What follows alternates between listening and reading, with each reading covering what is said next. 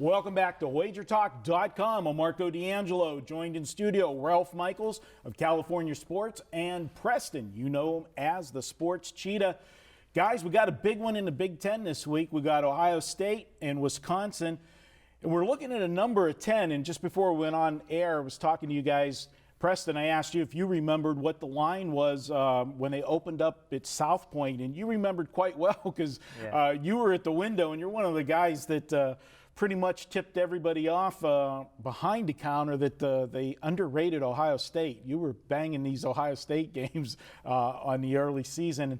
You got it at 3, it opened up, and did you take a couple punches at it, the numbers, or just one? I did, and I took a couple punches when they were getting like 9 and 8 against Oklahoma. But this one I just took the -3, and they moved it to 4, or even 4.5. They might have moved a 1.5, so I stayed away after that. But pretty good spot here, pretty good value at this point. I won't be buying back or anything. I don't necessarily like Wisconsin this week, so I'll just hold it and hope it wins.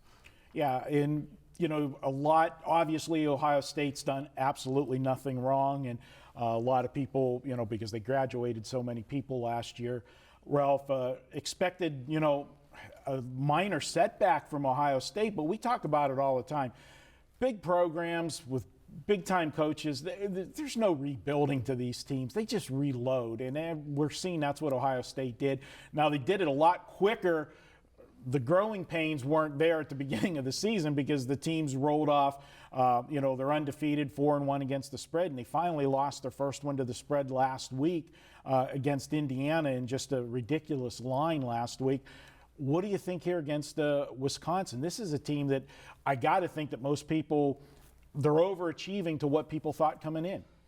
You know, first off, in March, when Urban Meyer said this was the most talented team he's ever had, the country should have taken notice at that point. From the Florida teams he had to the Ohio State team, he had more talent on that field when he was watching them practice in the spring. So that's the scary step, and that tells you why he can reload with a top 5 recruiting class. Now, you know, the Buckeyes are dominant on the road.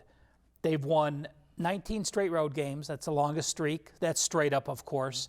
And while they're very strong as far as the Big Ten's concerned, they haven't played that many AP top 10, let alone AP rated teams on the road. The Big Ten's been down a few years, so that 19-game win streak is a bit misleading. You know, to back the Badgers here, you know, we talk about some strong home fields, 64-8 the last 10 years at home. As a home dog, since 2009, they've been a home dog one time. They won that game, and that was 5 years ago. You're looking at a team that's 9-1 straight up off a bye. You're looking at a team that is 3-0 ATS off a loss with Paul Chryst. And the last time Wisconsin lost back-to-back games with the second loss of 10 points or more was back in 2008. There's a lot of variables making this a very, very close game. And I think, you know, Wisconsin, you know, one of the strongest home fields. It doesn't get the publicity of some of those other venues, but a very, very difficult place to play, especially in a primetime game at night. Yeah, Preston, you look at Wisconsin, and, you know, we're looking at a low total here. I mean, you've got an over-under of 44, so they're not expecting a lot of scoring in this game.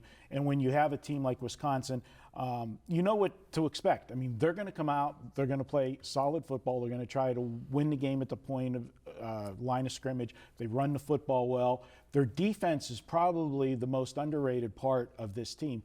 And for the first time, Ohio State's going to face a first-rate rush defense.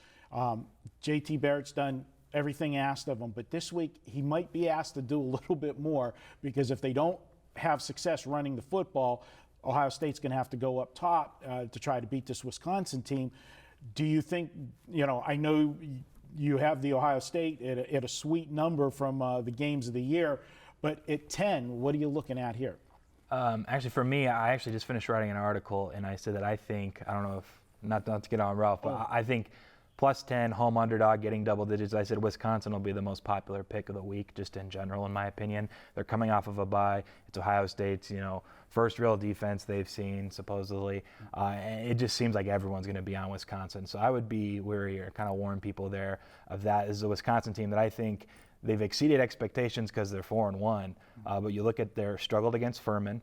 They beat, a Michigan State team that's not very good. They lose to everyone now at home. And then they beat Georgia State as 35.5-point favorites by 6. And who is it that they just beat? LSU, when Les Miles was a mess early on in the year. They put up 159 yards at Michigan. That was a pretty pathetic performance. Yeah. And that's actually a good. I think that might have been one of the better games their defense has played, because Michigan only scored 14, but they missed 3 or 4 chip shot field goals, and it could have gone another way too. They held Hornibrook to like 80 yards passing on 9 of 24, forced 3 interceptions. And you look at Ohio State, where we talk about where are they the best at, or where is this the most talented Ohio State team, as Urban Meyer said back in March? It's defensively. I think it's by far the best defense they've ever had there at Ohio State. And if you see that similar type of defense, and you see Wisconsin, maybe they'll score more than 7 like they did against Michigan, but I don't see them scoring much more than maybe 10 to 14.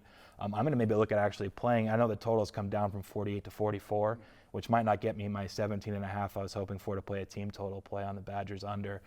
So I'll probably ultimately just be staying away unless the total bounces back up a couple more points.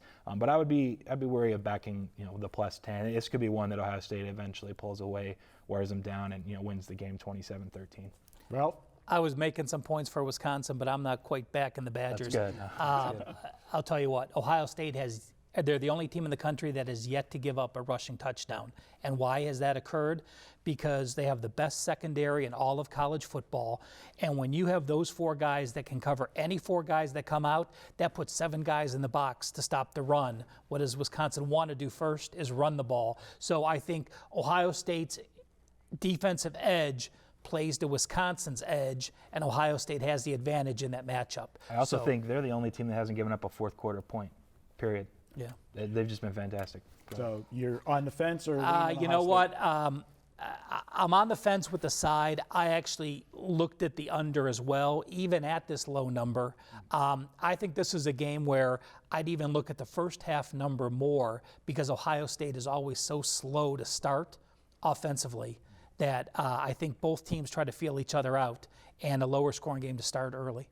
All right, well, I'm going to go, and I thought you were going to head where I'm going. If I play the game, I'm going to take Wisconsin first half. And the reason I'm going to do that is this is a night game in Wisconsin. You talked about how good of a home field Wisconsin is. Jack that up to a night game, national TV. You're going to have the crowd extra stoked, be there all day. The other thing is they had the week off. If I'm Chris and I'm playing Ohio State, and we all know, we sat here, all of us said they want to run the football down your throat. I'm going to put a couple wrinkles in my offense, and if I'm going to do that, I'm going to hit them with something, surprise them early to maybe try to get a big play early on. And I think they might have a play or two in the playbook that they haven't shown yet, and this would be the time to do it.